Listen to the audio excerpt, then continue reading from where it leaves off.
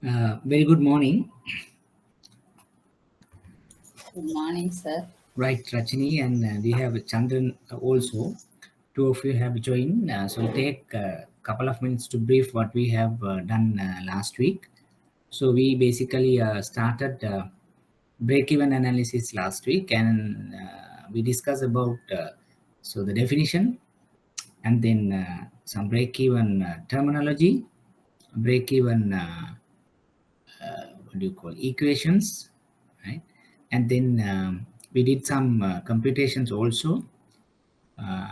Finally we ended up with, like, the break-even limitations, right? So there are maybe 5 to 6 areas that one has to be thorough with break-even analysis.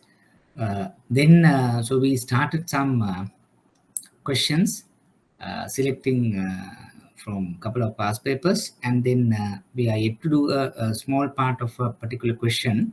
So we'll start from that. So until others join in, so we'll start that question, and then we'll move forward. Hope that you can see the screen, right? Right. May not be very much clear, but I think that would be a bit clearer. Right. So basically, 2019 March Q4 part 3 question was, what is meant by break-even analysis? Then could be the answer, essential component, cash inflows and outflows. That was basically what we the one of the the questions there. But so in order to give a more idea, we'll give a brief or explanation on the question as well, right? Generally, when you are asked to write this type of a question, I suggest you to draw that particular graph also. So then, like, it's not a difficulty for us to draw the particular graph, but it adds some value to us in order to get more marks, right? So what you could do is, you can draw the graph and you can mark the graph. Like in y-axis we are taking turnover or the quantity, so the profit. X-axis we are taking the quantity. So then we know what is the total cost curve, total revenue curve. Intersecting point is the break-even point. Before that it's a loss. Beyond that it's like profit. So that's like very simple graph. So always, if the examiner wanted us to write a short note or define the break-even, right? So then draw that particular graph. So that gives us a more sort of advantage in getting the marks. That's number one. Then number two, if you go by the answer, it says attempts to find break-even volume by analyzing relationship between fixed variable cost and business volume, pricing, net cash flow on the other. So that is basically day one, I mean last week we started learning break-even analysis, CVP, cost, volume, profit analysis. So similarly, he has basically, in the sense, cost is fixed and variable, right? And then volume is basically profits. And then, volume is basically that he has given is a quantity here, and pricing, net cash flow is something, the profit that he has taken into this question. So it's a CVP analysis, and it's good that if you mention, it's like short-term oriented tool, not very a long-term oriented tool, because we have spoken about some limitations why that we are using the short term. So CVP relationship within a shorter tenor.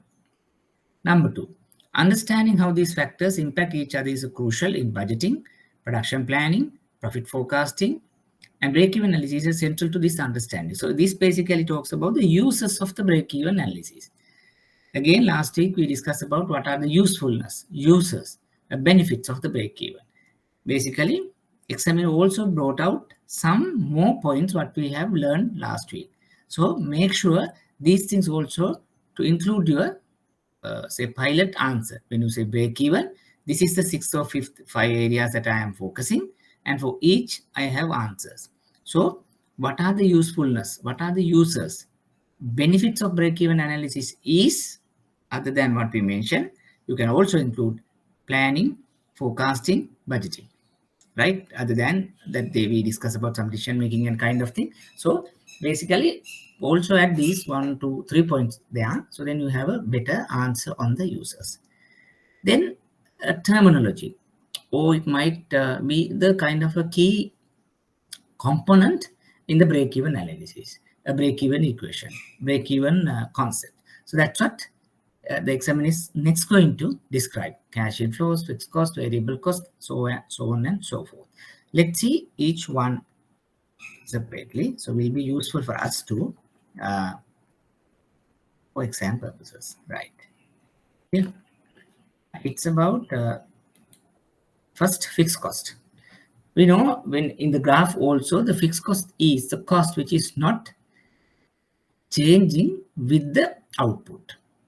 So here he is going to explain fixed costs remain fixed or constant regardless of unit volume. For example, rent, insurance, interest, capital repayment, manager or the supervisor salaries. Because irrespective of the volume, there is a cost component in every business. So that we will take as a fixed cost. I told you last week that even the fixed cost over a long period can be moved to semi-fixed, semi-variable, so semi-fixed type of costing. But here we assume whatever the fixed cost is not going to change during the period under consideration. So the fixed cost is basically is a constant, no change during the period we undertake this exercise. Then variable cost. Variable cost is the flip side, the other side of the fixed cost.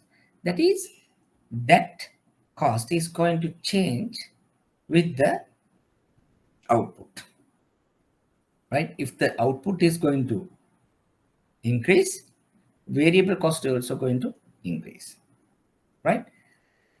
It basically tells these costs vary in direct proportion to quantity sold or unit volume. Like if you produce 1 unit, X number of cost, maybe 2 units, 2x. Like it's a linear equation, linear graphical representation. But generally, it might not. In practical situation, it might not. There may be semi-variable cost also. There may be variations of the variable cost also. But for this concept, we are taking variable cost is linearly changing with the output. That is for understanding computation, right? For those purposes. Variable cost for selling goods, instant. Direct cost the seller pays to acquire each unit. Like we'll say you have to purchase something. That's a direct cost or direct labor cost. Direct variable cost are varying according to the output, according to the production unit, and linear. Fixed cost, variable cost. Then third terminology, break-even point as unit volume. Third is break-even point. In business, the break-even point usually means the unit volume that balances total cost with total gains. For example, for the analyst, break-even is a quantity Q for which cash outflow equals cash inflow. That's about, we'll talk about total revenue is equal to total cost. At the break-even quantity, net cash flow is equal to 0 because nothing excess there, nothing surplus there. At the break-even point, it basically outflow is equal to inflow, total cost equal to total revenue. So break-even is nothing, is the point, is the volume, is the quantity produced where cash flows are 0. Total cost is equal to total profit, right? That's how he has defined that point.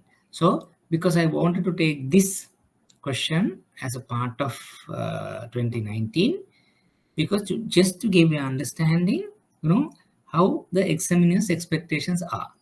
These are not difficult, as I was telling on the other day, very easy, but only thing is you should be very much sure what you're going to do.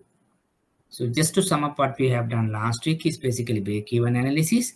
I told you there are 5 to 6 areas that you should know in order to be thorough with the break-even.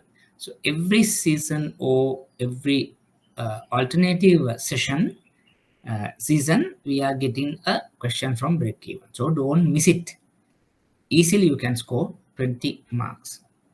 So what are the areas? First is basically the definition of the break-even. That's number one.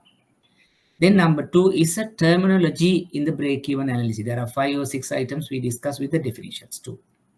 3, the uses, benefits of the break-even. 4 is the computations. There are 5 or 6 equation we did last week, and you need to know that also. The last one is the limitation of the break-even. Limitation of the break-even. Or maybe another question could be like, it could be definition or rather importance of break-even. Why break-even is important for bankers, businesses, like that. There may be general question. So in that sense, that you need to get some of the points areas we discussed and have your complete answer. So the take-home point, or like what I suggest you to do at home, is go through, do these questions, refer what we have done, and make very comprehensive answers for these 1, 2, 3, 4, 5 areas. Then I'm sure, nothing going wrong. So you will be there if the question comes, because we have taken 3, 4 questions from the last past papers also, and we have taken that into consideration also. I think you didn't find any difficulty when you are attempting that, right? Any questions before moving to today's session? It's up to you now. Probably you might have gone through last week what we have done, and if you don't understand anything, if you do any further clarification, please let me know.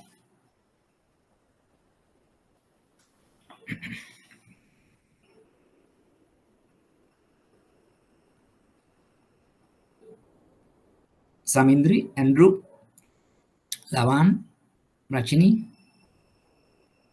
Mathia, Roshni, any question? All clear?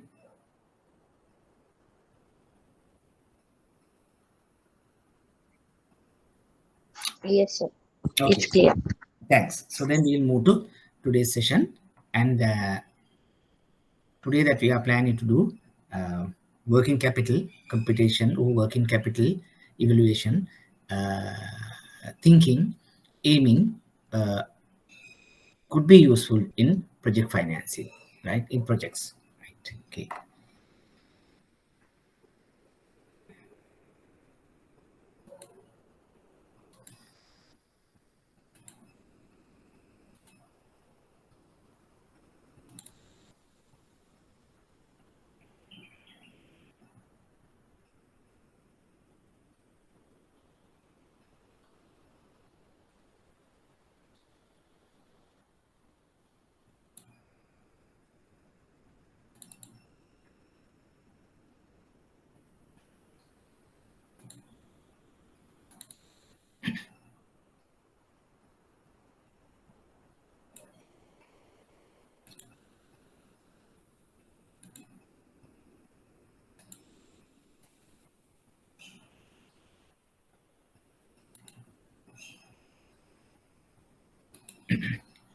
Hope you can see the screen, right? Yes. Thank you. So it's basically working capital management, right? So we'll start with this.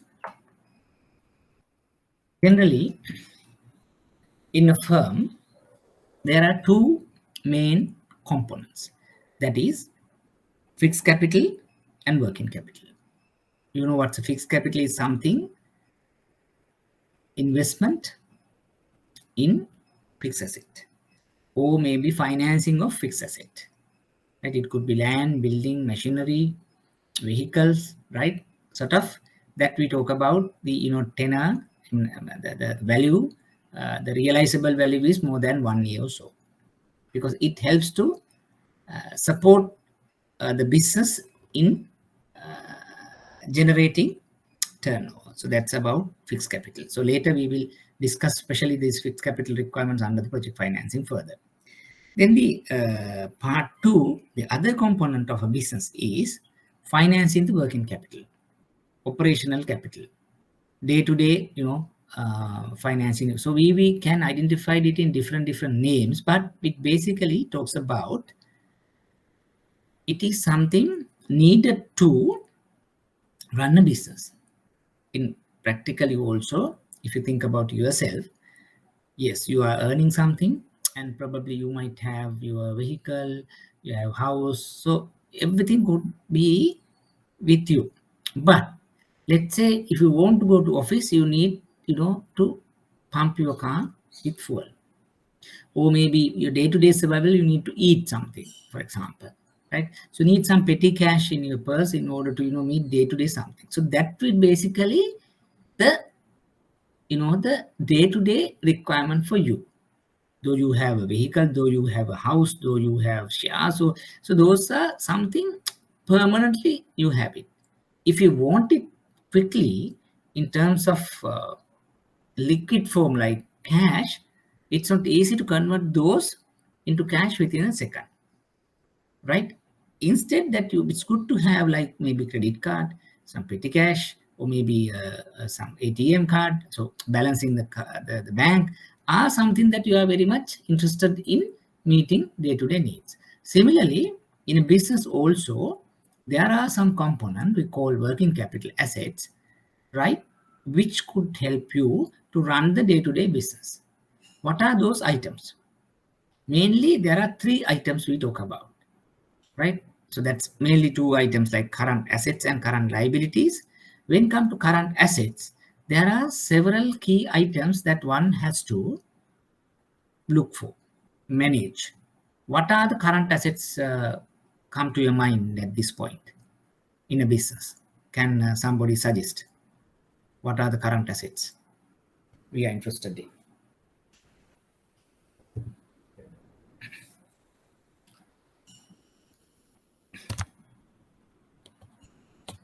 What are the current assets? You can suggest. Cash in hand, yes, Sandushi. Cash in Receivables. hand. Pardon? Receivables. Receivables, yes. Yes, Lavan. Stocks. There are several type of stocks: raw material, work in progress, finished goods, receivables like debtors, cash in hand, cash in bank. Is there any more come to your mind? Prepayment, right? Advance paid already. There are so many things coming to your mind as current assets, which you have, in your possession. You can claim ownership. So, especially working capital is managing these current assets and managing the current liabilities. When it comes to current liabilities, what are the common items in current liabilities? Any thoughts?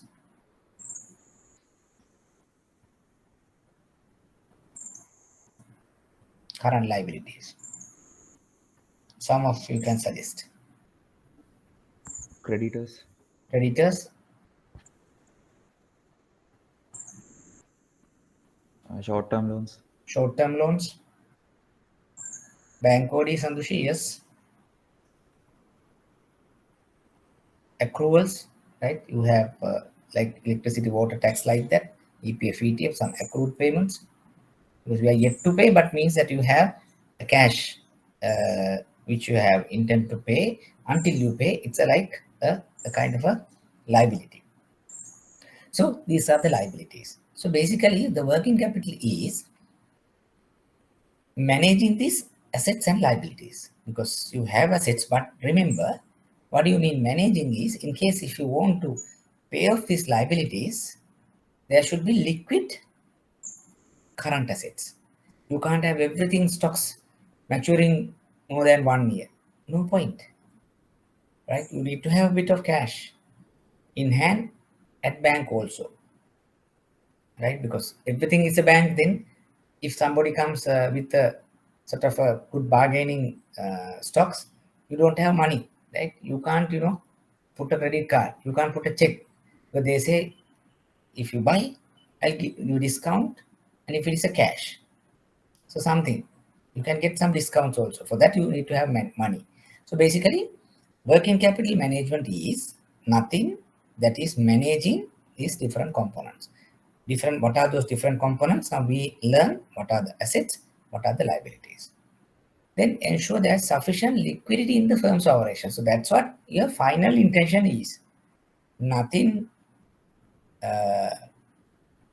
about managing or using kind of, but you need to ensure the liquidity in the firm, because if you don't have that liquidity within the firm, that means the operational capacity of the firm, operational cash flow of the firm is not adequate to run the business, right? That's about the working capital management, working capital components, especially asset liabilities. Under assets, what are those? Under liabilities, what are those? And what is liquidity or managing liquidity or ensure liquidity? That's what we learn in this slide. If any questions, you can ask, right? So while I am delivering, because I know this is not difficult, but you might have nitty-gritty questions that could be useful to further conceptualize this concept. Now think about why this is important in project financing. Now, generally, it could be a customer, existing customer, running day-to-day businesses. He needs working capital. So then, what is that? Probably he needs some money to purchase stock, right? So you provide maybe short-term loan, OD, or some other mechanism, check discounting, whatever, to give some funds to customer to purchase stocks or manage or the debtors. That's how you do day-to-day existing business. But what is the importance of the working capital in terms of project financing? Any idea?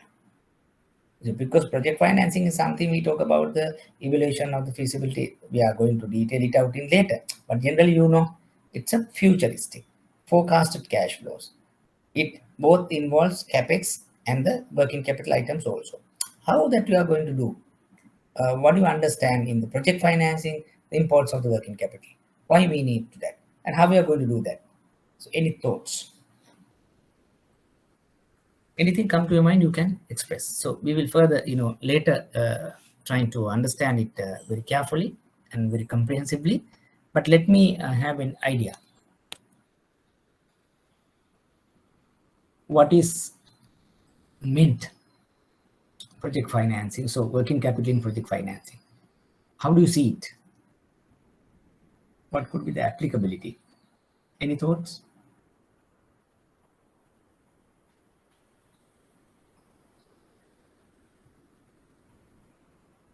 Any idea?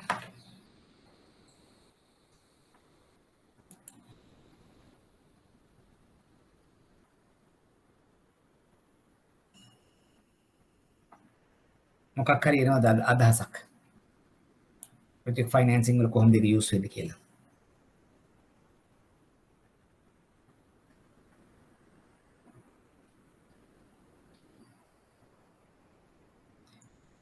It's like this. Let's say in whether it's a project or whether it's a existing business, both will have the working capital requirement. But in a project financing, the difference is that is you need to estimate it because it's a forecasted one, right? Because you can't say if the existing business, what is my stock level, what is debtor, creditor, and then based on the turnover, there are several methods that you can forecast. You can say this is my working capital requirement. But in the project, it is not, because it's a new, capex is also new, working capital also new. Then you need to estimate, like how much would be my stock period, how much would be my debtor period, how much should I offer as creditors or credit sales. All are assumptions. So based on that, you will say this is the estimated working capital. That is the difference between existing working capital and the estimated. Existing, it's easy because you know the trend. What's the the terms of trade with existing debtors, existing creditors. If I am going to increase my turnover, so it is in line with my terms of trade is going to change. Debtor period, creditor period, and all that. It's like, I have the previous experience, more concrete, confirmed. But when come to estimated, forecasted, futuristics, it is not easy because you have some data relation to, let's say, hotel. You may have some data related to a hotel operation where some of the other clients running a hotel may have these requirements. So you take that into account, and based on that, you assume this would be my future working capital. Again, this concept is valid. This computation is valid, but only difference is how you compute the estimated working capital. That is the difference between a project versus the existing business. Hope you understand. So we will undertake some questions in order to assess, compute working capital in existing business as well as a project or entity to come in future. Hope you got it. If anything, please let me know.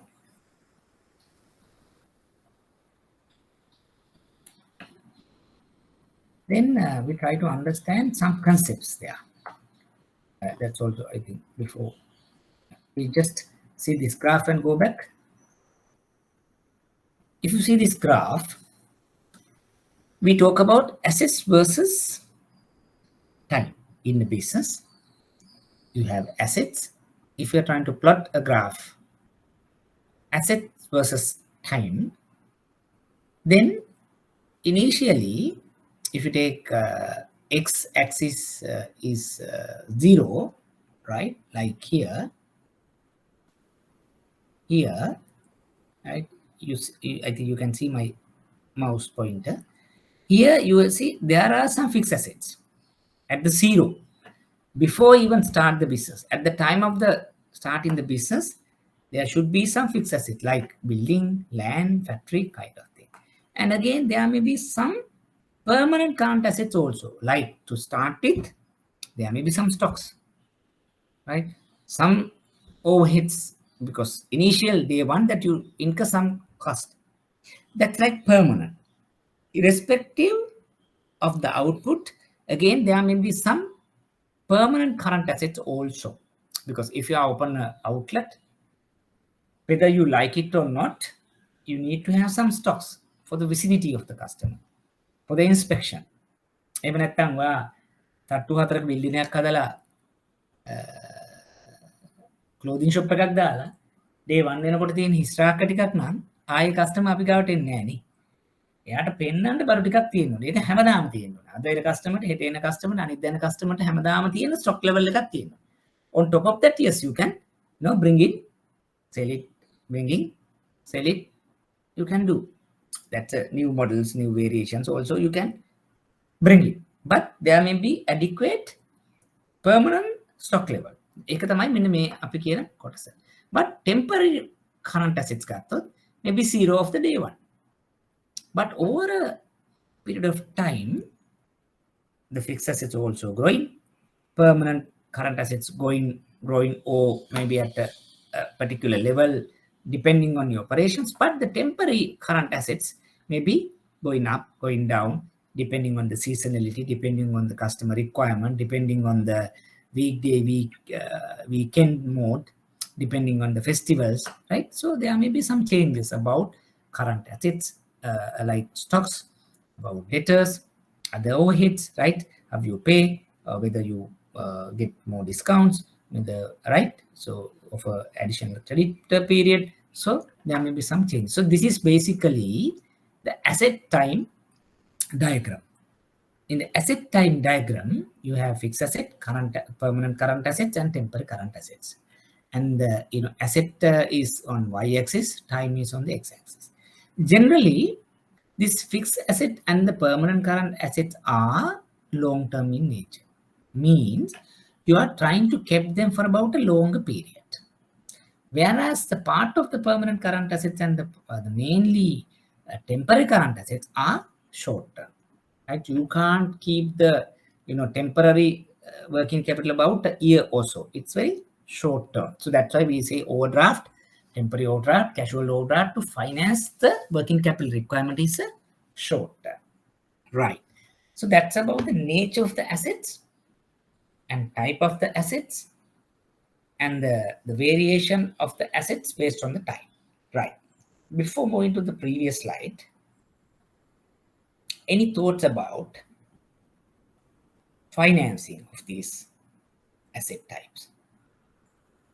Do we have any idea about financing these assets in different strategies? And when you are adopting those strategies, are we calling them in different names, or depending on these strategies, the risk level of a business could be changed or not? There are some questions that we need to answer. Let me have your thoughts. මේ finance කරන ක්‍රම ගැන ඔයගලගේ අදහසක් තියෙනවා. කොහොමද මේ working capital financing කරන methods? You might have heard. Any thoughts? කොහොමද අපි මේවා fund කරන්නේ?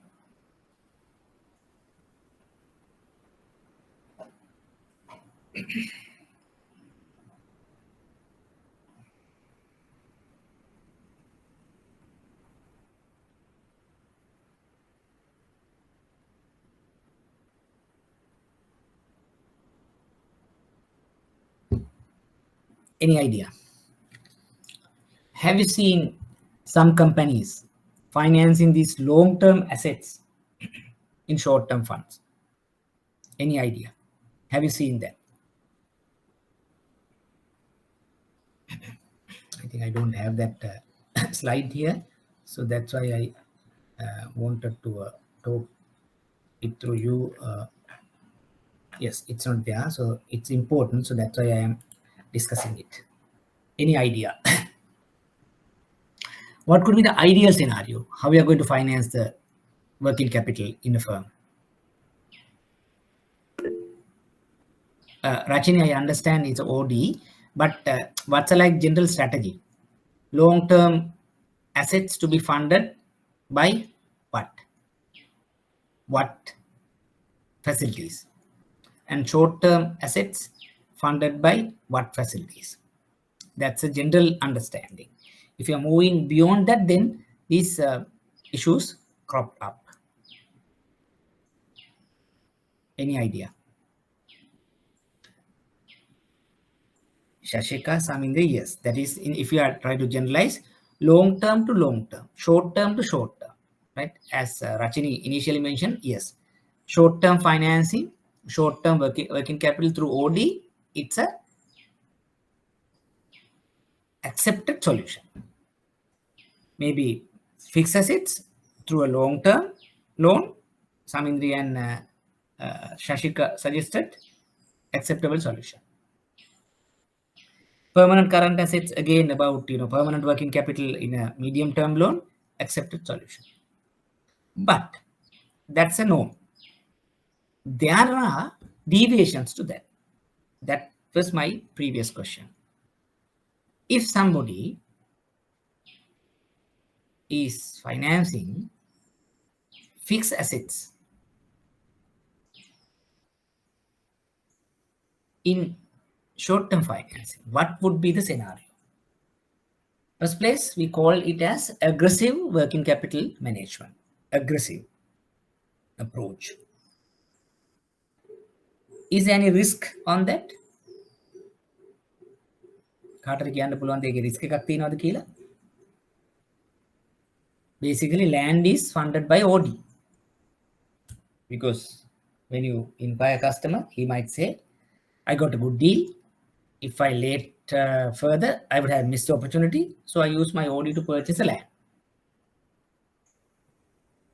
End user funds also, Shashika, ensured here. OD, let's say land, that's taken care of. Any other? Because we know for sure that land has been purchased under his name, OD has been used. What could be the repercussions? We can't say it's correct or wrong. Yeah, Rachini, repayment, high risk. On what? Why this created? Oh, high risk or repayment is questionable. Why? It's a fundamental that we learn the first slide. Why we are managing working capital? To ensure what? Ensure what in the firm, in a business? We discuss a nice word. What is that word? Liquidity, Samindri. Because liquidity is, yes, Tanya, liquidity is the key. When you invest OD and in a land, OD to use land purchase, when you want to pay back the OD, you can't realize in very short notice land into cash. It's aggressive financing proposition. We can't say it's, we can't say don't do, but it's not ideal. But people do. Then you have to have some solutions to convert it to term loan and all that. So balance sheet restructuring can be done. But we see these things are happening. Short-term funds to use to finance long-term assets. That is we call aggressive working capital strategy. Though it is not good to do, but it's happening. You can identify those things also happening, which has a direct issues in managing liquidity. Great.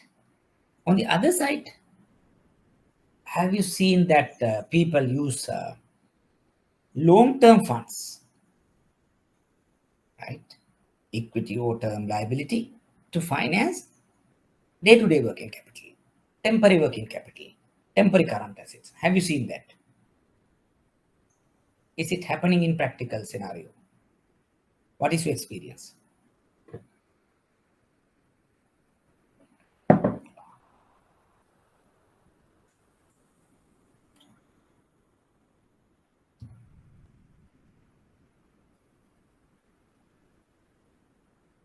Have you seen it? Samindra, Andrew, Shashika, Rachini? What is your Roshni experience? Have you seen it? Can it happen?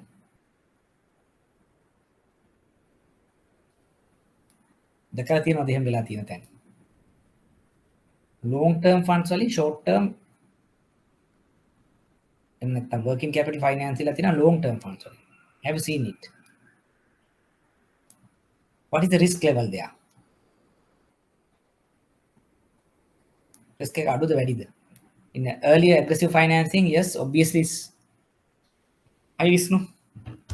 It's high risk. By doing this way, what would be the risk levels? Risk level high, risk level low, no idea. Low risk. Yes, Jagita, you are correct. Low risk, risk level is low. The practical scenario is like, so sometimes you can see many customers have not taken any loans to finance any of the business requirement, right? අතේ තියෙන සල්ලි වලින් තමයි equity වලින් තමයි long term assets අරන් තියෙන්නේ, short term finance කරලා තියෙන්නේ. කිසිම risk එකක් නැහැ because his equity has been used to finance the day to day working capital also. No risk at all as a banker. For the customer also nothing to lose because he has generated adequate income to finance the working capital. That's a short term working capital. We call it like, conservative approach. It's a conservative. But again, we are not encouraging because why? Because it's not good to use the long-term funds into the short-term working capital requirement.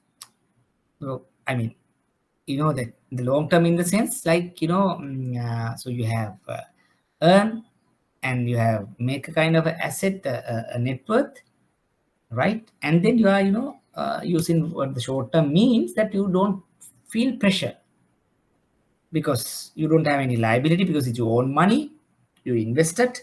And if something happened in the short term, so you say it's okay, no harm, right? Because you don't feel that pressure.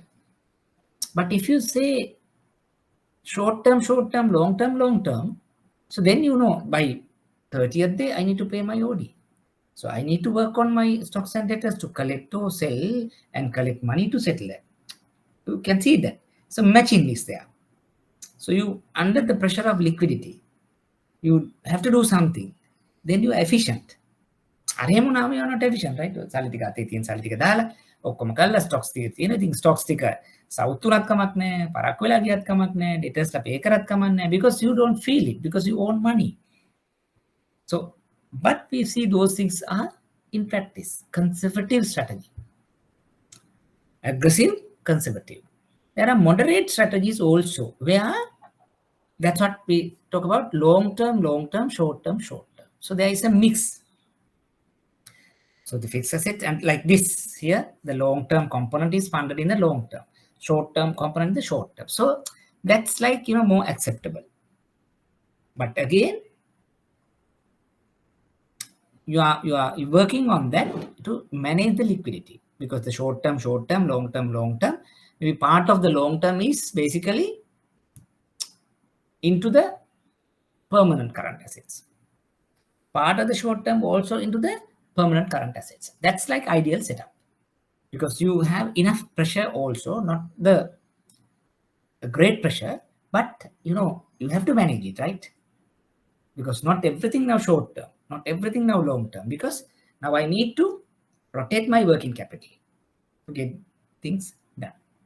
So 3 types of strategies: conservative, moderate, aggressive. In aggressive, you use short term to fund long term. In conservative, use long term funds to short term assets. But in moderate, you make a mix, right? Part of long term into the short term, part of short term into the again short term, like this graph. Hope you understood that. Any questions on this strategy? Because sometimes the examiner might ask about what are the working capital financing strategies. Discuss, list. Those are the 3 and the kind of discussion. You can draw this graph and further articulate it. Any questions before moving to the previous slide about to learn terminologies?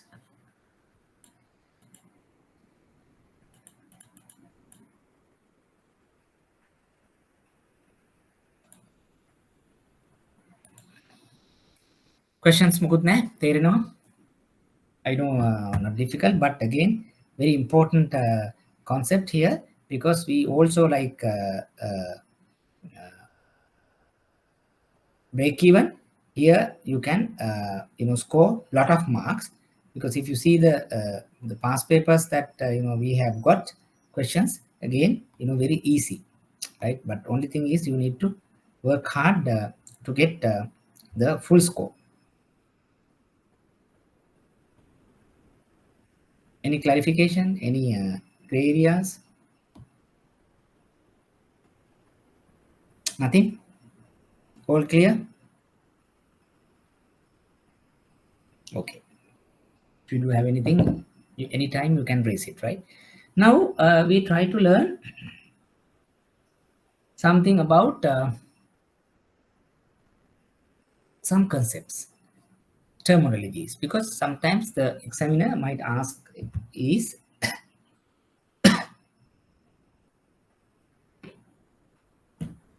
importance of working capital. Why working capital is important into a business? How do you understand the working capital concepts? Like that, there may be general question.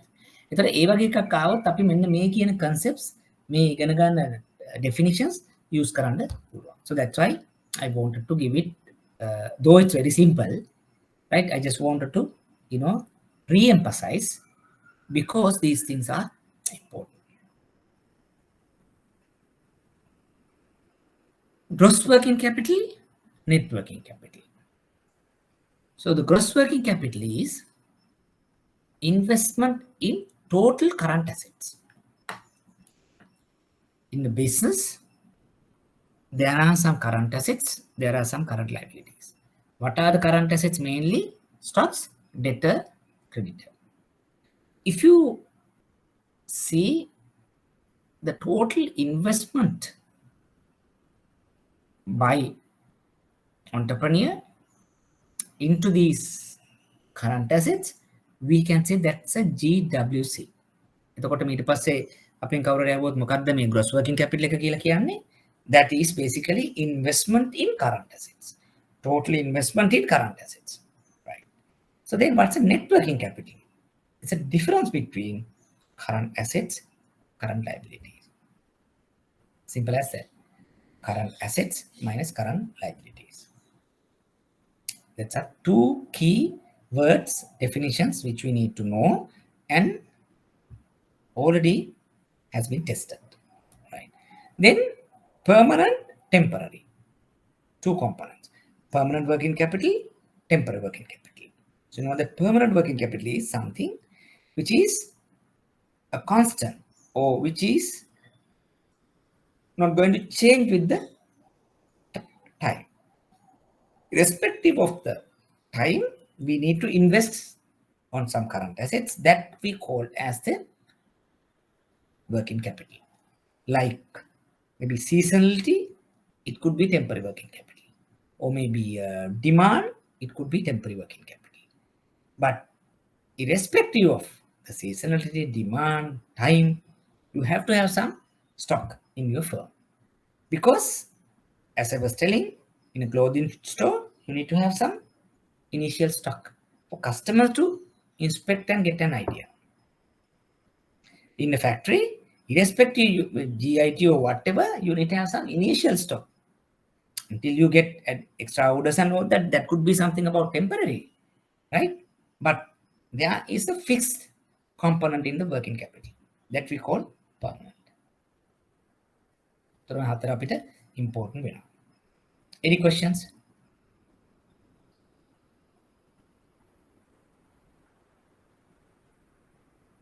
Right.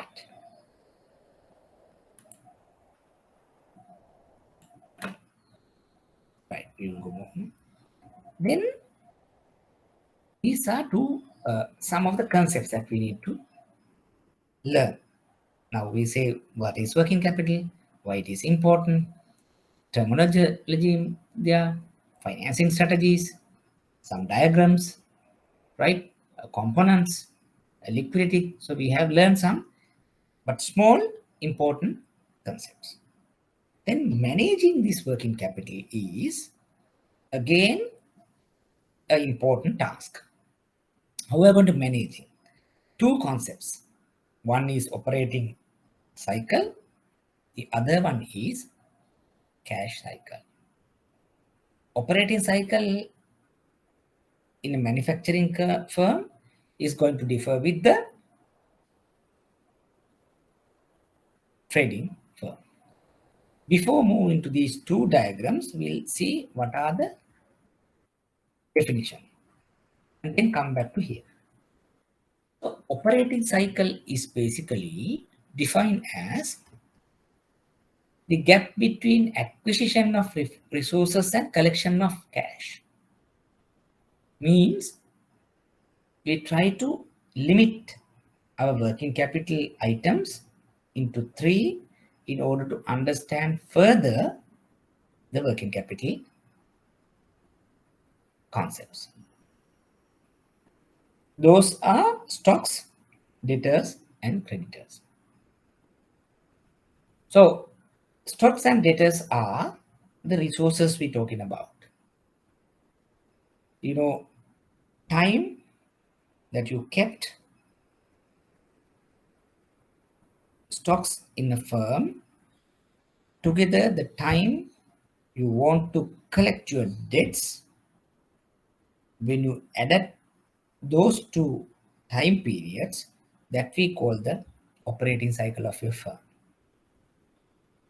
Then when you deduct the time taken you to pay your creditors, will give you a cash conversion cycle, cash cycle. Then only you get the money into your hand, right? Exactly, you have stocks, you have debtors,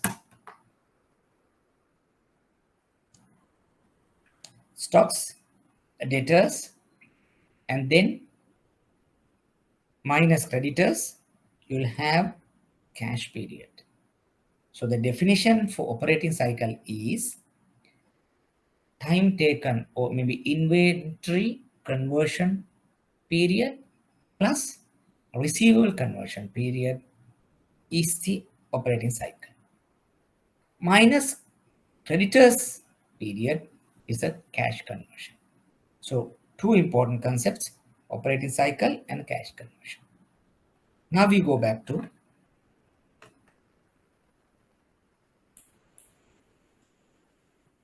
manufacturing firm and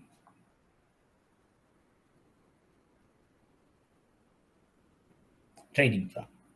In a manufacturing firm, instead of finished goods, you have three components of the finished goods: raw material, into WIP, into finished goods. So all three could be added up to as your stock preceding period, stock conversion period, stock turnover period, whatever name the stock period is, the addition of RM, WIP, FG. How long you keep RM, how long you keep WIP, how long you keep finished good within your premises.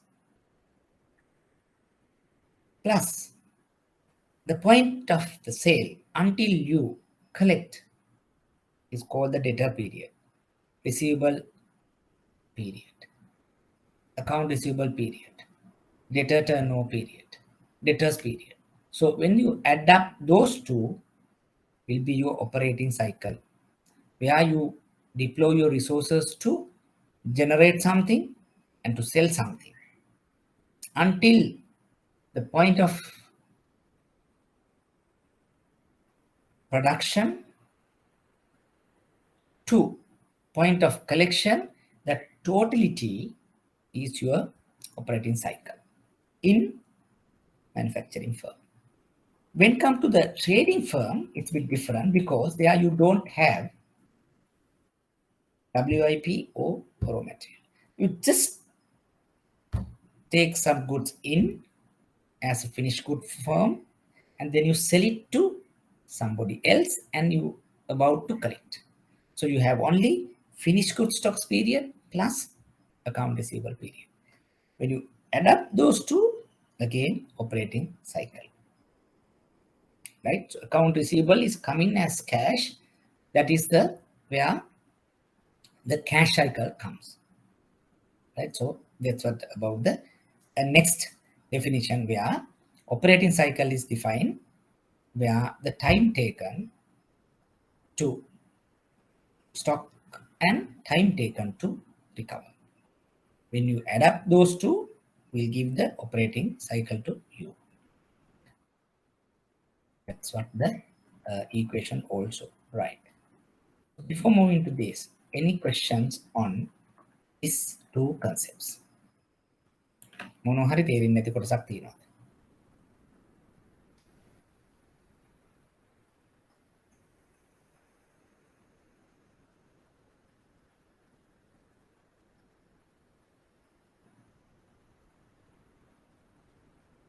All clear?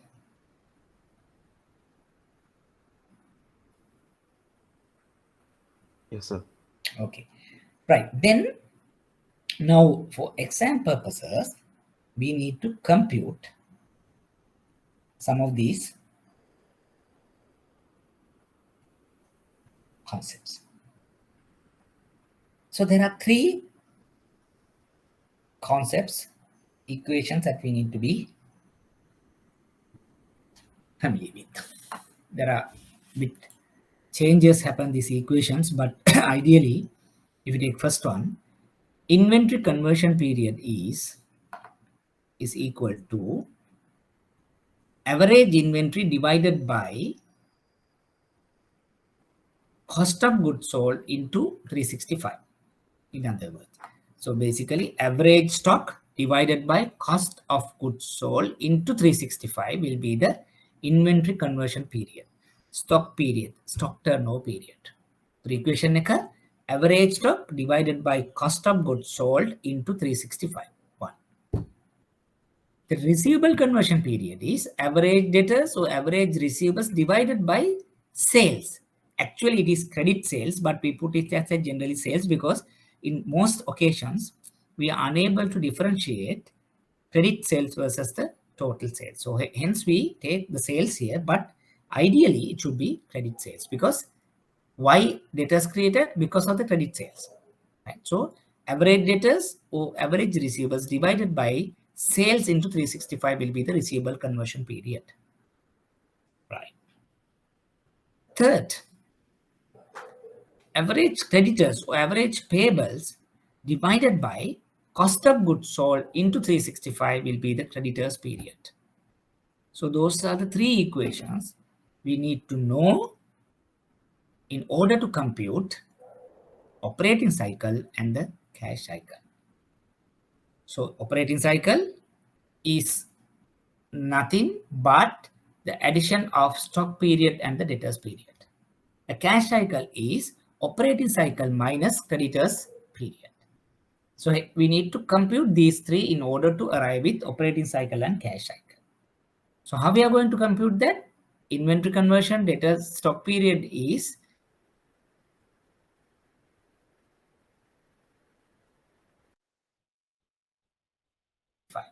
a creditors period, average creditors divided by cost of goods sold into 365. Right. Any questions on this equation? Any unclear thing? Before we are attempting a small question, past paper question. Clear? Probably you might have undertaken in some other course these equations. Samindri, is it okay? Samindri, sorry, I missed it. WIP is a work in progress. WIP is a work in progress. Chagita, Rachini, Shashika, Andrew. Hope equations are clear, right? You can question me even the next slide when we undertake it some questions, the equations. Right. Okay, Shashika. Thanks. So we'll move to the question. It's like this. Thanks, Rachini. Right. The question is,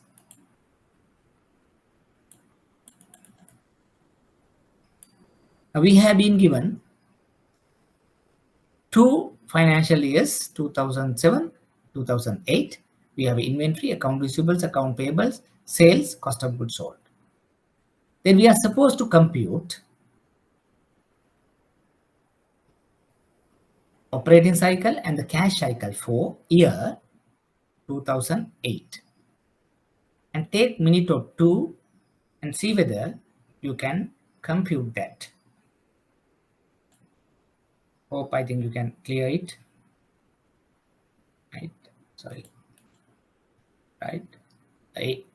2008 data, 2007 data. We have inventory, account receivable, accounts payable, sales, and cost of goods sold given. Now we are supposed to compute operating cycle and cash cycle. In order to compute that, we need to find what is the stock period and the debtor period and the creditors period. Right. So first compute stock period, but you can compute the data relevant to year 2008. So you know the equation and you now are in a position to compute. So take minute or two and see whether you can get the answers.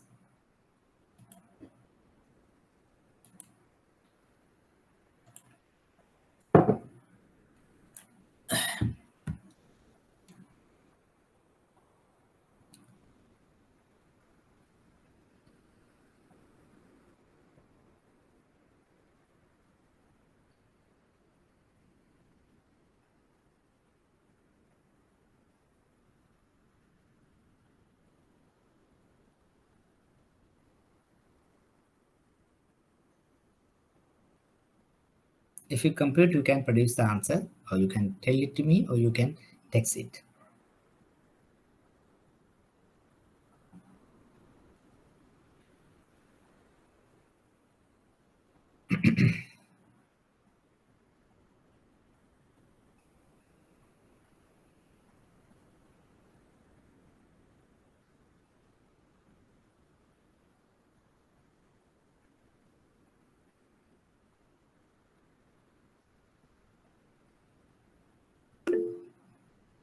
Rachini is coming up 128 days for the inventory turnover period.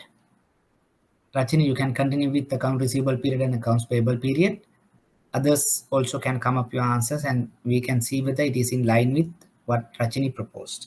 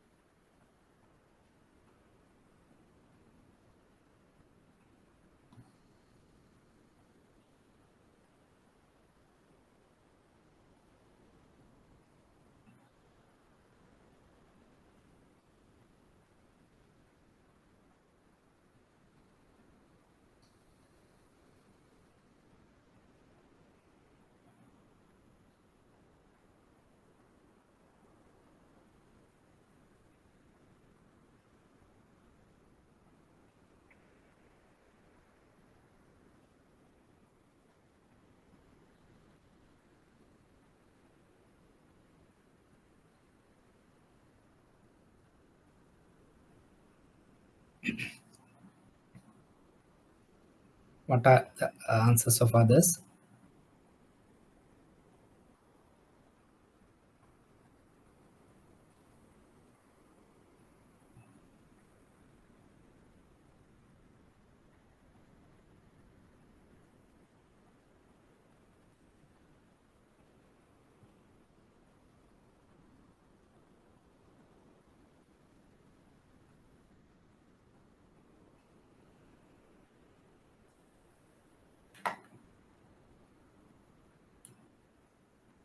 Only Rajini has done it. What about others?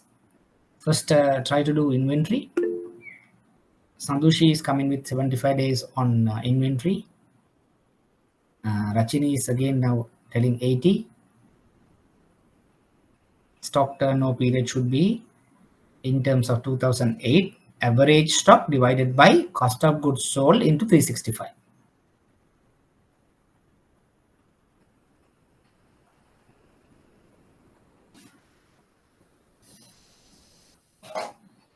Receivable 61. Then you can compute the operating cycle. Chagita, Rachini, Shashika, Samindri, Andrew, Roshni, are you okay? What are your answers?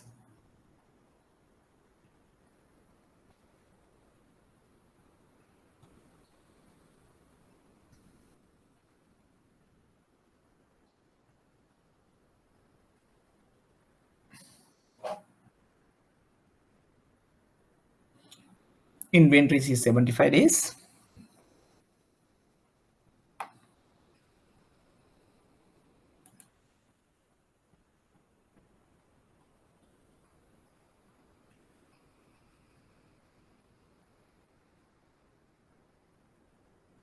Rachini, please double check whether you have got 80, but the other two got 75. Yes, I mismatched with the cost of goods sold. Yes, 75.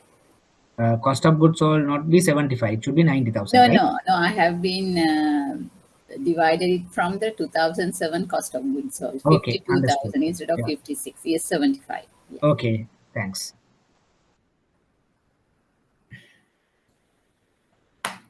What about others? Any difficulty in computing the part one? So cost of Inventory? goods sold also we have to take the average. No, only the average is about average inventory. Okay. Because if you are trying to average it both, then it get net off. So we take only the averaging of the stocks or debtor or the creditors. Okay. I'll exactly I will tell you the reasons why we are taking this averaging. Now, since Chagita asked very good question, now because one set of numbers are from the balance sheet, one set of numbers are from the P&L. In order to make the things more what do you call equal, we do averaging, because the inventory is coming from 2007 balance sheet and 8 balance sheet, and the cost of goods sold sales are on 2008 P&L, because anyway these 2007 numbers, the stocks, debtors and all that has an impact on 2008 performance. So hence, in order to mismatch, to avoid the mismatch between the balance sheet and the P&L equation, we take the average in terms of stocks, debtors or creditors. But if we are trying to take the average in both, then it gets netted off. So hence that we take average inventory, average debtors, average creditors. And 8, you get the numbers particular to that year. So that's the basis of taking averages. Hope it's clear. Sir, I'm not clear with that. Right. So averaging is taking only with respect to one item, because it wanted to make a kind of a equality between balance sheet and the P&L, because here we are taking some balance sheet figures and P&L figures also in order to do this computation. If we take inventory, it is 2007 and 8, because inventory, it's in the balance sheet item. Sales and cost of goods sold in the P&L item. So we are trying to link the balance sheet and P&L numbers here. When come to this cost of goods sold or sales, which are this year P&L numbers, but arriving these numbers or getting these numbers will be a function of 2007 balance sheet numbers, because it's the opening balance, it's the closing balance. 9,500 is the closing balance of last year, and it's the opening balance for 2008 here. And 13,500, the inventory is the closing balance of 2008 figure. So because the 9,500 has an impact on this year performance. So that's why we are trying to take 2007 and 8 and take an average in order to minimize this impact. If not, Chagita, what could happen here is, let's say 2007, 9,500 is, let's say, closing figure. We'll say it's about 30,000 or so higher closing stock. And when come to the 8, we'll say the closing stock is maybe 5,000. But if you take 5,000 only, not averaging, means it has some issue. It creates some imbalance. Why? Because last year closing stocks will drive this year's sales. තේරෙනවද මං කියන එක? මොකද මේ අවුරුද්දේ නෙමෙයි performance එක, මොකද last year ඉතුරු කරගත්ත ටිකක් තමයි ඔයා ටක් ටක් ටක් ගාලා perform කරන්න පෙන්නන්නේ. But when come to this year 5,000, කාටද හිතනවා low stock එකකින් you have achieved this much of turnover? No, because it's coming from the last year. And ඒක නැති කරන්න we are trying to take a average here. Okay. As you were telling, if you are taking again the cost of goods sales with average කරන්න ගියොත්, then you can't see this difference. Hence you take only the averaging of one item. So Because the sales and cost of goods sold, they are actually happening in that particular year, so we don't take the average. Inventory, that's a continuation of the in last the year. So then we'll take the average to minimize the possible consequences of this balance sheet figure from coming last year to this year. ඒක හරියටම හරියන්නේ නැති වෙන්න පුළුවන්, but you can make some adjustments by taking averages. Okay. Okay. So all good with inventory, turnover period, stock period. Any question? කාට හරි හදාගන්න බැරි වෙච්ච අය ඉන්නවද? Andrew, Roshni, all got 75? Yes, sir. Okay. Then what about the account receivable? We ended up with something 60 or so. Have you got all correct? Thanks, Andrew. Receivable 61, Shashika was telling. Rest also got some 61. Any issues? 61. Fine, correct. So then what about the accounts payable? We can compute that also and see 3 of figures and compute those. What could be that? 55, 55, 55,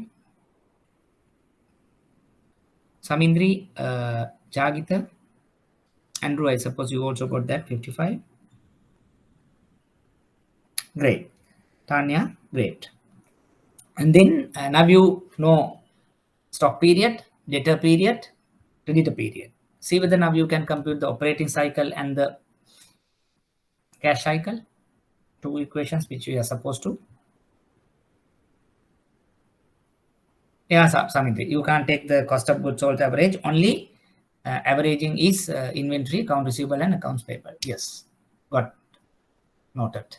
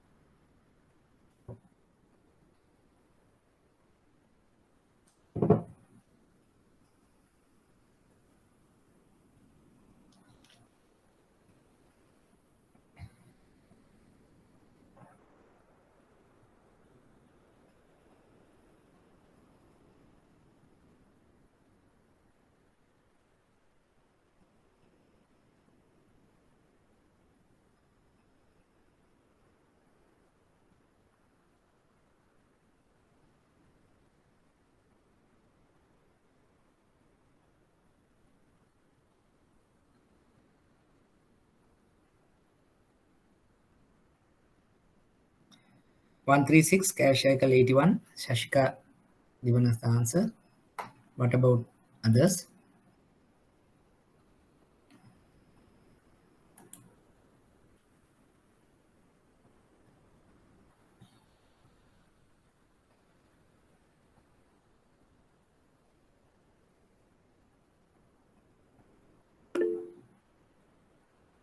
(136) 81.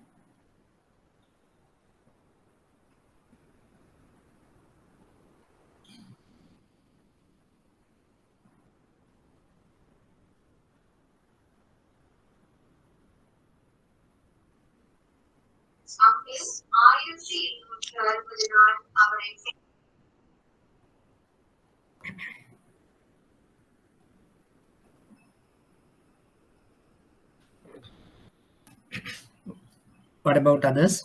All clear? Any gray area?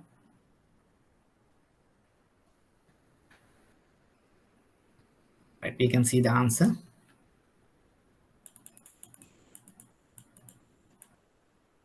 It's like this. See whether you have got that one. Inventory conversion, receivable conversion, operating cycle is addition of that. Creditors period is basically 55. Then the cash is basically deduction of that. Cash cycle is 80 or 81 rather. But maybe small changes could be there, but I don't see it's an issue. But only thing is if you get the concept clear and the particular relevant answers in order to match what we discussed. Everybody is clear with this? If it is coming again, now you can attempt this. Excuse me, sir. When we get the answers, we have to round it off or just make it with the decimals? No, you can round it off. No, it's like, that's what I'm telling. If you come up with say 75, 74, 76, it's not a big deal. But better you have a round off figure because it's very difficult to compute 0.9 something. You get 75 days, 61 days, 136, 55, 81. So that's fine. It's not a big deal. But only thing is, if you can, arrive the answer with the equation on the other side, that is much fine. Like rather than putting, let's say 76 days, it's good that you can mention the method of computing. Then you can get some marks. Because the final answer get maybe out of, let's say in this case, say 5 marks for this. So 1, 2, 3, 4, 5 for each computation, you can get some marks, right? Suppose you ended up with say 80, for example. But if you say in case at least you have taken some effort to put down your equation, and then only the difference, instead of 56 you take 52, but then you can get a half a mark there. At least you have done some approach, right? Rather than you just put in the method of computation and you say 81, probably you will lose total mark, that you lose 1 mark here. So then when you compute the operating cycle and cash cycle, so everything go wrong. So then try to put the equation and then the answer, right? Any other questions? Okay, now this is basically, we have been given 2 years. We are supposed to compute a particular year and the ratios or whatever the particular sort of what you call status in a given year. But what would happen if we are supposed to comment in a year-on-year basis? එතකොටත් අපි මේ ක්‍රමයේද කරන්නේ? එහෙම නැත්නම් is there any other method to do? Year 2008 specifically asked to do the computation. Suppose we have now 2007 numbers, 8 numbers and 9 numbers. So එහෙම තිබ්බොත්, if we want to discuss a trend, what would be the practice? Small change that we need to do. Any thoughts?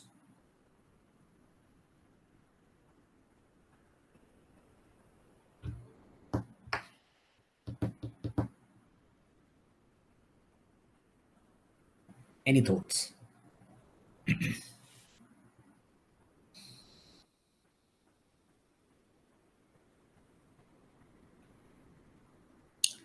We try to do the computation by not taking averages. Why? Because it's a comparison. So we presume whatever the mistakes or the anomalies happen in taking balance sheet figures and the P&L figures will not be an issue because we are in a trend analysis. What we are trying to do is we take 2007 figures for 2007 computation, 8 figures for 8 computation, 9 figures for 9 computation, and then you compare the trend. What happens to stock turnover period from year 1 to year 2 to year 3. So your challenge is, when come to the exam, if the examiner has asked to compute the numbers, equations, as what we have done in the first illustration, you have to mention, I'm taking averages and do this computation. Normally it has to be, but you put a note, say, taking averages, that's what I am telling this, better we mention the equation and do the computation. If the examiner is asking to comment on the trends, then also you can put a note, say, I'm not using the averages and commenting on the trends. That is the practice also, but better you mention and do it. Whatever you are going to do it and do. Say, example, ideal scenario, in the previous discussion, good that you use average and do the computation. Monohara prashnakata, you have not taken averages and still you did it. And but you say, under this assumption you did this computation. Probably as a marking examiner, I have the freedom to give you some marks, irrespective it mentioned in the suggested answers. It's a small mistake, but you knowingly, you say, I have not taken averages, I computed them. So because now we can't argue that, because ideally we say that there is a mismatch between numbers. In order to nullify that, we use average. That's a concept. But somebody can easily come and say, so I haven't taken that because I know it's there, but I have, because it's ongoing business, more practical perspective, he has done it. But exam, yes, you haven't, by error you have done it, but you mentioned it. I have not taken averages and did my computation. So instead of 5 marks, you may at least get 3 marks. or 3.5.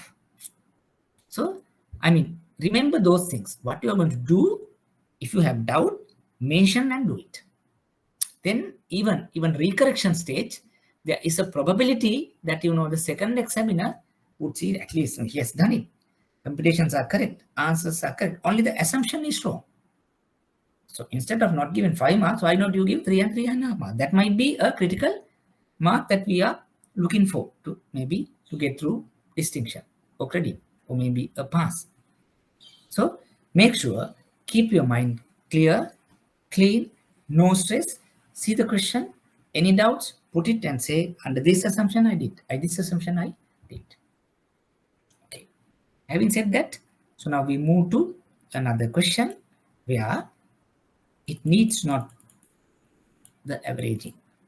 Right. Here, it's a question.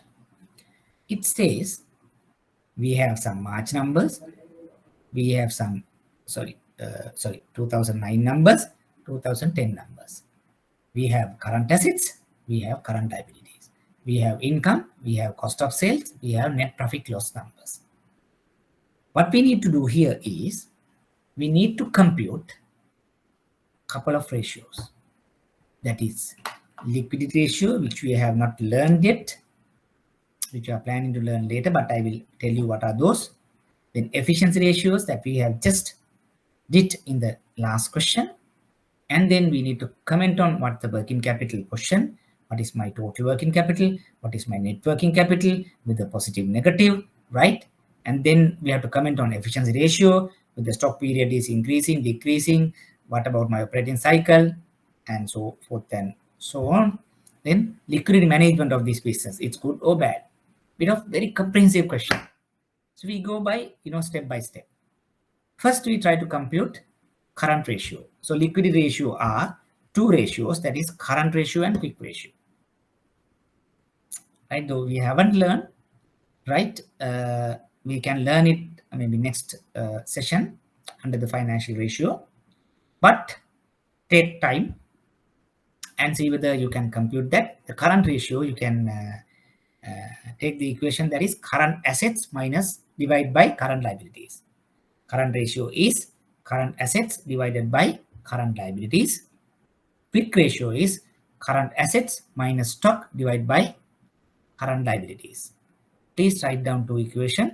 Current ratio is current assets divided by current liabilities. Quick ratio is current assets minus stocks divided by current liabilities. Right. These are the first two equations. So then compute 2009 numbers, 2010 numbers, and then we will go to the next question, the efficiency ratio computation. Right. Please start.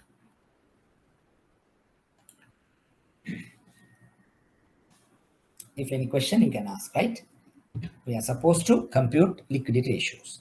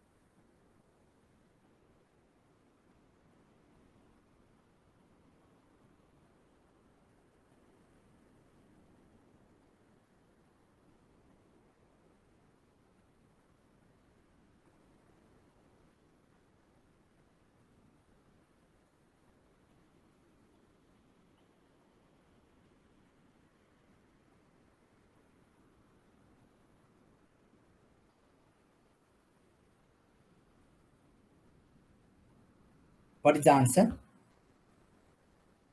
What's the current ratio? What is the quick ratio? It is not difficult, but just substitute numbers for 2009 and 2010 and see what is your current ratio and quick ratio. Is it difficult? Current ratio, Shashika is coming at 1.1, 1.715. Okay, Rachini, thanks. 2010, 2009.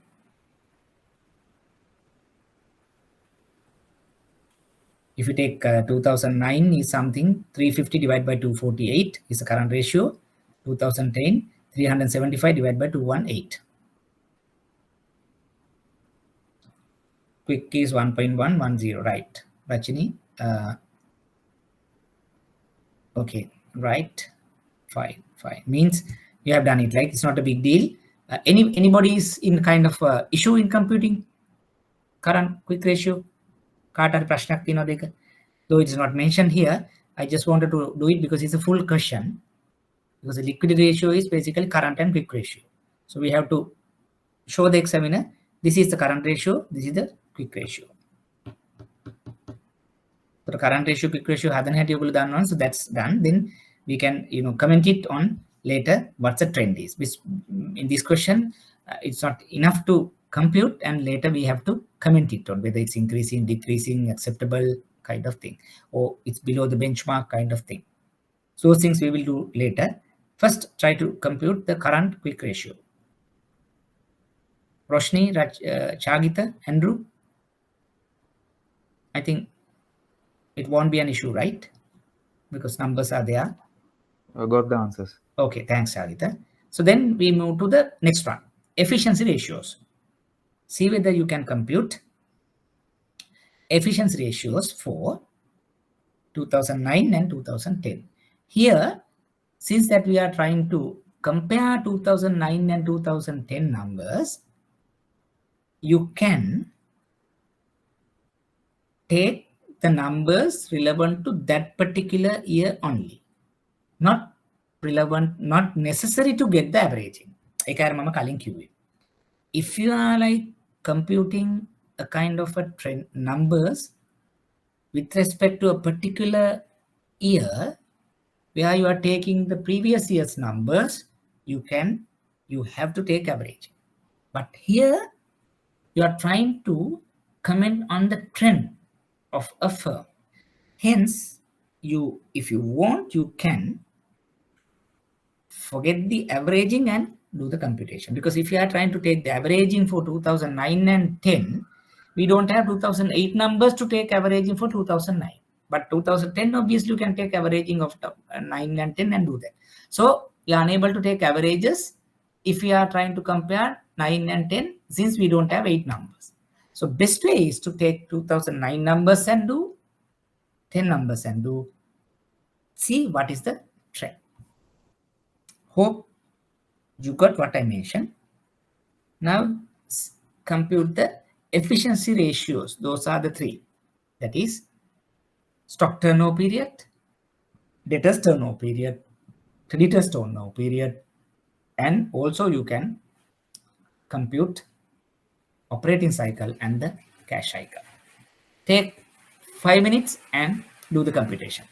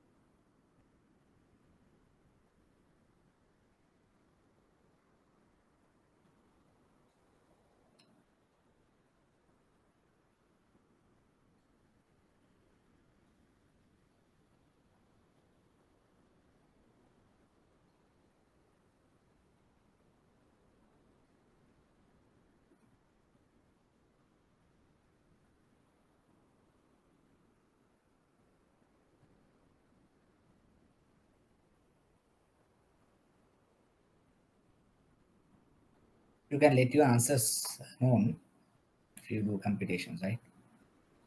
See what is the stock turnover period for 2009 and 2010.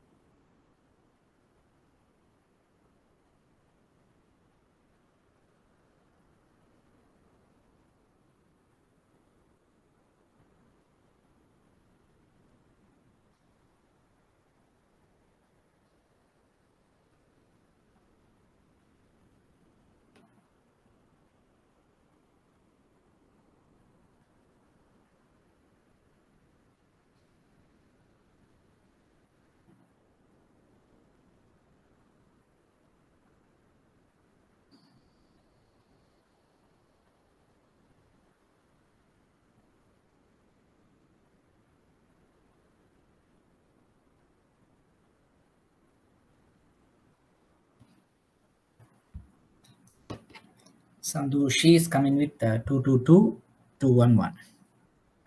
What about others?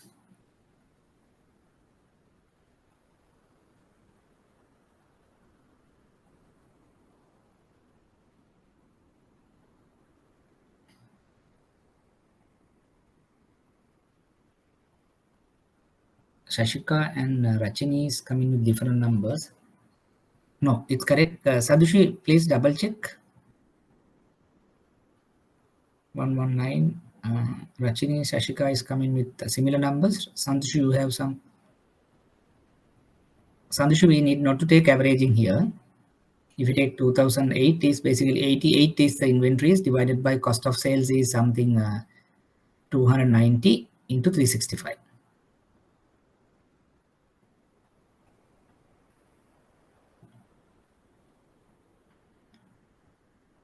I also go with the 1 numbers because 88 divided by 290 is the cost of sales for 2009 into 365.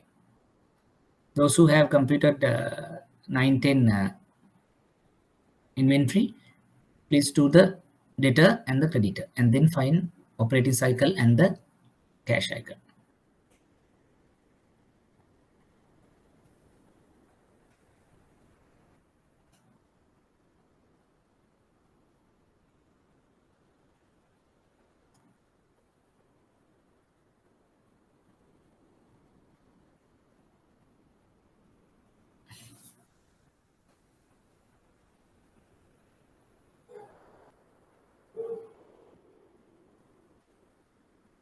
You have come up with the final number, right?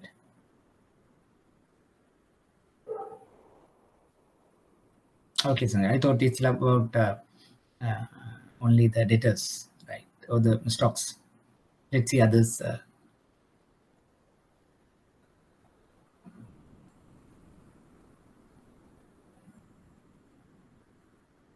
Because the trade is very much high on this. That's what may be the number high.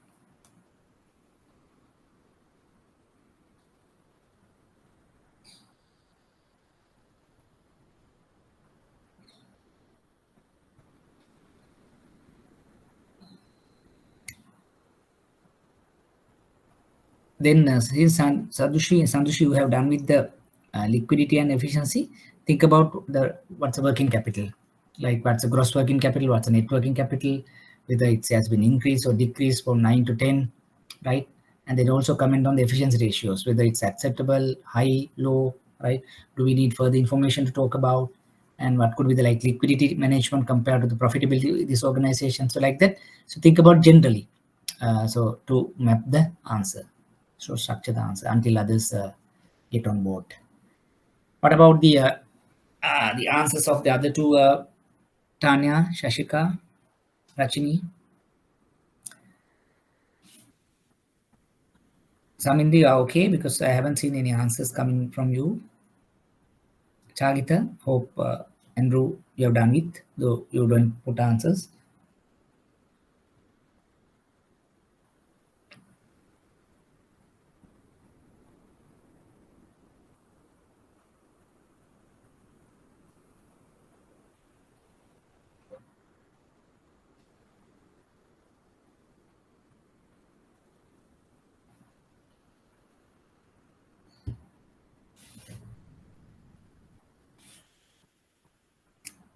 Okay, Shashika got your point, and see whether what's a creditor's turnover period also.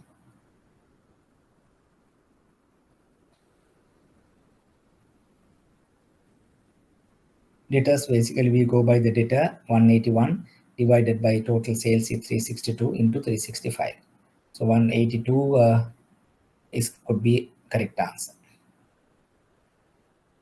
And 160 also. Higher turnover recorded in 2010. Hence the data has come down, though the absolute figure of the data is higher. Okay. So then Shashika, so you almost in line with what Sandushi's answer. Let's see whether the operating cycle and the cash cycles are it's in line.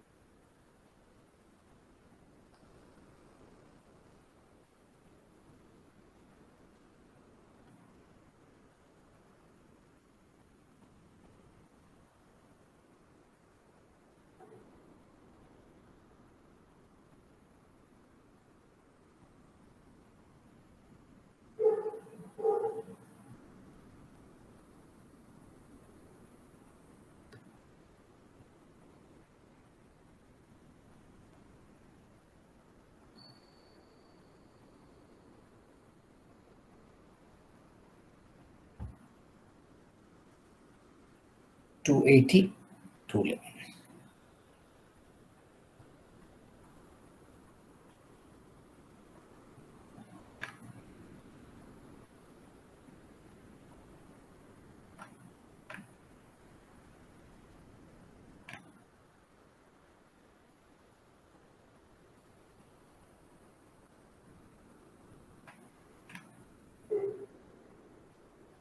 Actually, you have mentioned about some issue in debtor creditor, but now is it okay right now? Debtors are trade and other receivables. Creditors are trade and other receivables under current liabilities. Like it should be like payable instead of receivables. That may be the issue. It should be like payables, right? Trade or other creditors or other payables could be the under current liability, but number is 56 there. The number is again 181 is the debtors.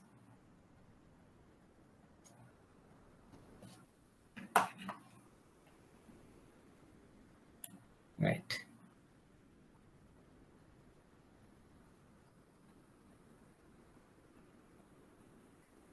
Right.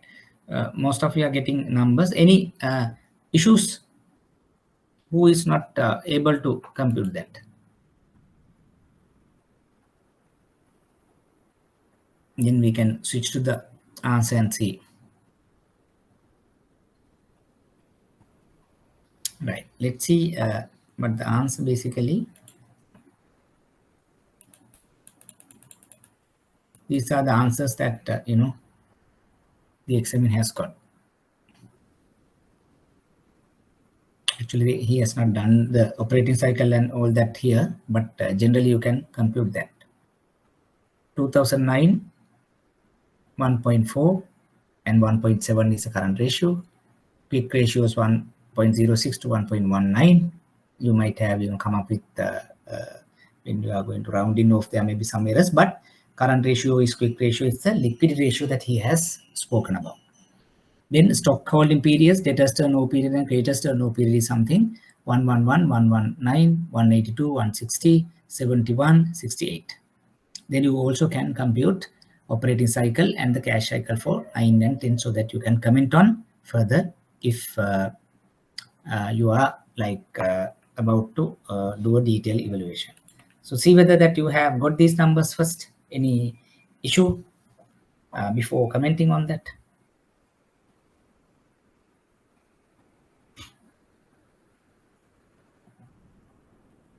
All clear? So why aren't we taking the average here? I was telling you, first place is now here we are trying to discuss the trend from year on year. In 2009 versus 2010. Earlier, we were calculating a static number given 2 years with respect to particular year we want to compute and what's the position. Here also you can do the averaging. But if you want to do the averaging, you need like 2010, you can use the 2009 numbers and you can do. But in order to do the 2009 numbers, you need 2008 here. Because it's not given. That's one. Even if it is given, you can say, I am not going to take in the average because I am comparing a trend from 8, 9, 10, 11 like that. Then what happens is, you are computing the data with the same anomaly in 8, 9, 10 or 11. Hence, this is a trend. We assume the 8 versus 9 the trend, 9 to 10, 10 to 11. So if there is an anomaly, so we are subject to that anomaly, we are discussing a trend. So even a trend analysis, it is okay not to take this averaging or the static computation. You could have done, but specifically here, we don't have the numbers for 2008. Hence that you can do the averaging for 2010, but not that 9. එතකොට අර apple to apple compare වෙන්නේ නැහැ. ඒක නිසා තමයි අපි 9 10 එක as it is ගත්තේ without taking averages. Okay. Right? But as a precaution, it's good you mention. You are not taking averages in a trend analysis. That's a best practice. Right? Anyway, you can't do here, but good that you mention your underlying assumptions in computing these numbers. Okay, so if we want to average and calculate for 2009, you need the 2008 data. Obviously, Not there, so we that's take right. separately. Because that's not the only reason. That's one of the reasons. Okay. Right? Then 8 තිබ්ලා ඔයාට ඕන 8 averaging නොගෙන ඔයාට මේක හදන්න පුළුවන් 8 වෙනම හදනවා 9 වෙනම හදනවා 10 වෙනම හදනවා. Why? Because you are trying to compare 8, 9, 10 as a trend. එතකොට අර errors ආවනම් 8 අතර 9 අතර 9 අතර 10 අතර 10 අතර 11 අතර එන errors ටික subject to errors ඔයා comment කරනවා. එතකොට ඒක negative වෙනවා. ඒ කියන්නේ error එක negative වෙන්නේ නැහැ. ඒ error එක හැමතැනම තියෙනවා. Because when you are in a trend, then අපි හිතමු closing stock, so you can't continue for 3 years no. 2008 ලොකු closing stock එකක් තියාගෙන 9 වල ලොකු profit එකක් පෙන්නුවා කියලා, then you can do the same thing 9 and 10 and 10 and 11. The trend එකක් එනකොට කොහෙදී හරි you can pick that up. That's the principle. Okay. Hari. Any other questions? Very good question, Chargita. So I go into very detail and very interesting also. That's not basically how you learn. Any other questions? Right. So if you see this now, if you have 9 and 10 numbers, if you know what is the liquidity and efficiency ratios, then we can comment subject to availability of data, because sometimes we don't know what this industry is, what other information we require. Right? If it is better that if we have other information and we can come in. So like that, you can put a qualifying statement here, because we are not supposed to get every information in this question. Now, let's see what is like our working capital position. Right? If you see 2009 and 2010, both working capital positions are positive. like net working capital. Here actually the examiner has not computed, but that's why I wanted you to compute. So current assets minus liabilities, current assets minus liabilities. If you see both years, it's a positive. Hence he was mentioning positive working capital for both years, right? And if you say current ratio 9 to 10, it's increasing. It's a good trend. Quick ratio marginally improving from 9 to 10. It's a good trend. And both, there is a norm where current ratio should be more than 1.5 times. Quick ratio should be more than 1. So in both years, the company was able to maintain that a minimum current ratio and quick ratio. That's another comment we can give. So basically, when you are like wanting to kind of give a comment on liquidity position, how they have done is they have spoken about working capital status, they have spoken about liquidity ratio, they have spoken about trend of the liquidity ratio, they have compared the minimum liquidity ratio as against the actual. And ඒ වගේ උත්තරයක් තමයි අපෙන් සමහරලාට බලාපොරොත්තු වෙන්නේ. But for you, the examiner might not ask about all. So probably he might give you to compute current ratio and then comment on the liquidity ratio. That's what the maximum he would expect in case of 5 marks question. Actually, this is not the recent syllabus question. This I have taken some time back. That's why 2009 and 10 is numbers are there, because it's a full question. It's about 10 marks question. 10 or 15, 20 marks question, I might say. It's a full question. But I wanted to take this question in order to give a further understanding. එතකොට අපෙන් අහන්නේ හුඟක් වෙලාවට එක්ක quick ratio එක නැත්නම් current ratio එකේ position එක, liquidity ratio එක ගැන high, නැත්නම් efficiency ratios ගැන high. That is for a 5 marks question. We have done it for the 20 marks, but අපෙන් අහන්නේ අර වගේ කොටසක් වෙන්න පුළුවන්. Then if you go to the efficiency, that for another 5 marks question. We move to the efficiency. Stock holding period is 4, which is high. It's a non-positive factor. But considering the nature of the industry, because somewhere down the line, it might have mentioned it's a stock. It's a leather industry. So it's a cement, leather, steel, like paddy. Then 4 months stock is not a bigger deal. But if you are in a food industry, food and beverages and all that, then 3-4 months is a higher.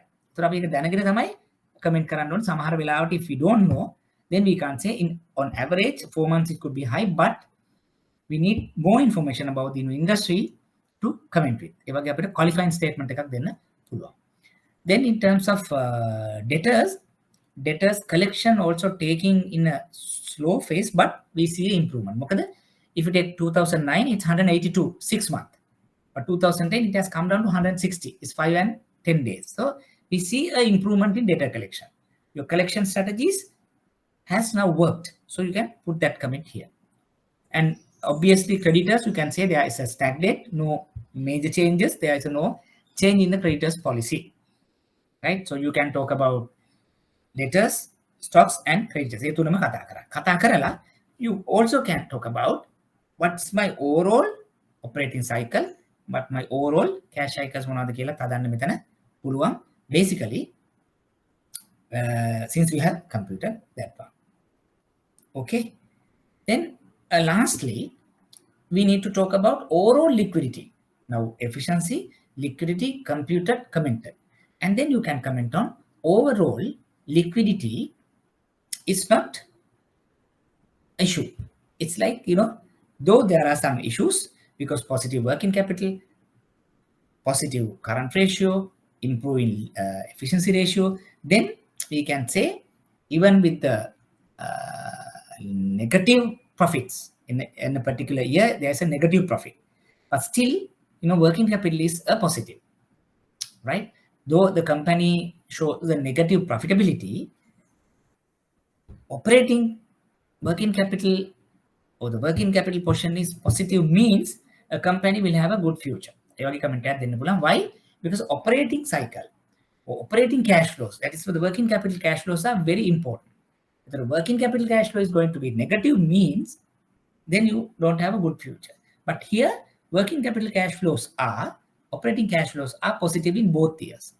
Positive working capital, positive ratios, and hence that we can say, though company is recording a negative profitability in particular year, even that year we saw a positive working capital. And the future is not bleak. That's type of a comment you can give. I know a bit of advanced, but I just wanted, go through this because you know what extent the examiner could question us, because this is like areas where examiner is very much petty in giving questions.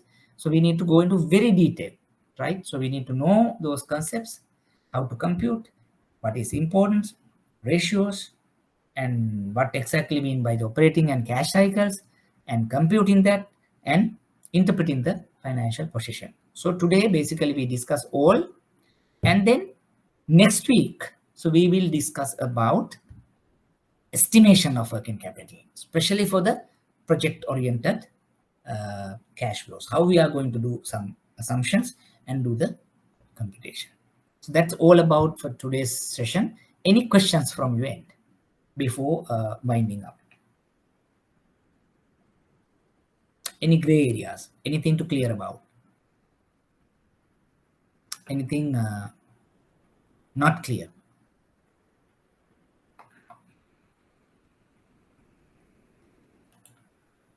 Yeah, this is what next week that we are going to do. This it's bit again advanced one, but yes, so far we haven't seen anything coming from the past papers. There may be small areas has been tested, but we need to be ready, right? In case if the examiner wanted us give estimation of working capital 5 or 10 marks question, but if we haven't done it in the class and if you're not comfortable, then you lose that 5 or 10 marks, which it's like costly. We need to do it because we have time, and so we'll do it. By the way, now still we haven't decided the extra class, so we have enough time in terms of next 2 months.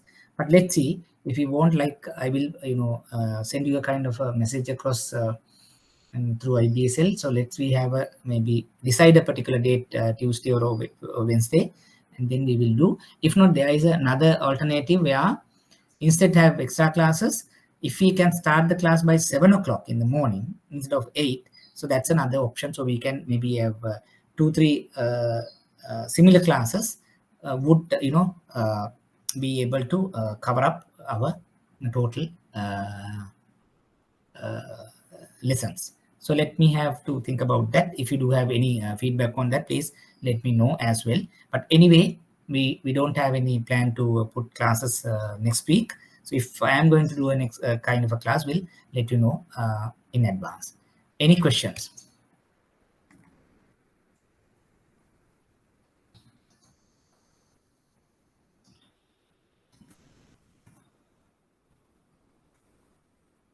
Okay, so if not, thank you so much for joining me today. And so let's meet scheduled time next Sunday, 8 o'clock also. So wish you all a very good, safe and great week, and all the very best. Thank you.